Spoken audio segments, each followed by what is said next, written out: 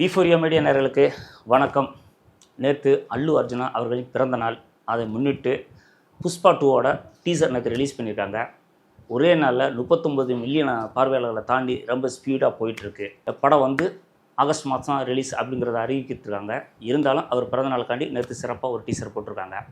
புஷ்பா 1 பார்த்தீங்கன்னா 2021 டிசம்பரில் வந்துச்சு. அந்த படம் வரும்போது பார்த்தீங்கன்னா நார்மலாக எல்லா படம் மாதிரி தான் ஏதோ டப்பிங் படம் மாதிரி வந்தது. பட் அந்த அளவுக்கு பெருசாக ஒரு எதிர்பார்ப்பு இல்லை. படம் ஒரு வாரத்துக்கு அப்புறம் பார்த்தீங்கன்னா மிகப்பெரிய வெற்றி, தமிழ்லையும் சரி எல்லா மாநிலத்திலையும் மிகப்பெரிய வெற்றி அப்படிங்கிற விஷயம் நம்ம எல்லாருக்குமே தெரிஞ்ச விஷயம்.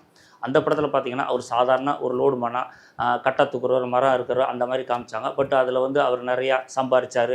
அதில் எதிரிகள் அப்படி இப்படின்னு வந்து அப்புறம் கிளைமேக்ஸில் என்ன ஆனார் அப்படிங்கிற ஒரு தேடலோடு அந்த படத்தை முடிச்சிடுறாங்க. அதில் வில்லன் அப்படின்னு பகத் பாசில் இன்னும் சிலர்லாம் காமிச்சு அது கிளைமேக்ஸில் என்ன ஆனார், அவரோட போனாரா அப்படிங்கிறதோட படத்தை முடிச்சிருந்தாங்க.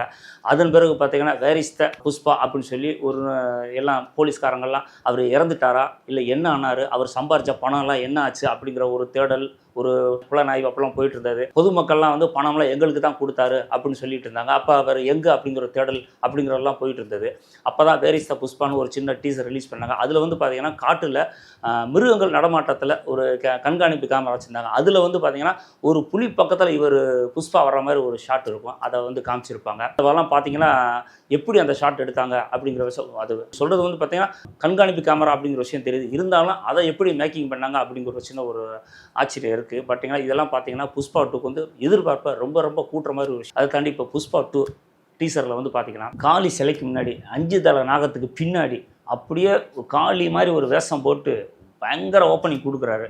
சும்மா ரசிகர்கள்லாம் அந்த இடத்துல நம்ம வந்து தேட்டரில் உட்கார மாட்டாங்க, எல்லாம் எழுந்து ஆரவாரம் தான் செய்வாங்க. ஸோ அதே கெட்டப்பில் சண்டை காட்சி இருந்துச்சுன்னா சொல்லவா வேணும். சும்மா படம் பிச்சுக்கிட்டு அந்த சண்டை ஓப்பனிங் கண்டிப்பாக அந்த சீன் ஓப்பனிங்காக தான் இருக்குது. ஏன்னா ஓப்பனிங்கான சீனு தான் அந்த கெட்டப் இருக்குது மாதிரி நான் நினைக்கிறேன். பட் ஆனால் படம் வரையில் நம்மளும் பார்க்கலாம். ஆகஸ்ட் மாதம் வருது, சும்மா மிரள வைக்க போகிறாங்க. வரவேற்போம், வாழ்த்துவோம். உங்களோட சேர்ந்து நானும் ஆகஸ்ட் வரைக்கும் பார்க்குறதுக்கு காத்திருக்கேன், தயாராக இருக்கேன்.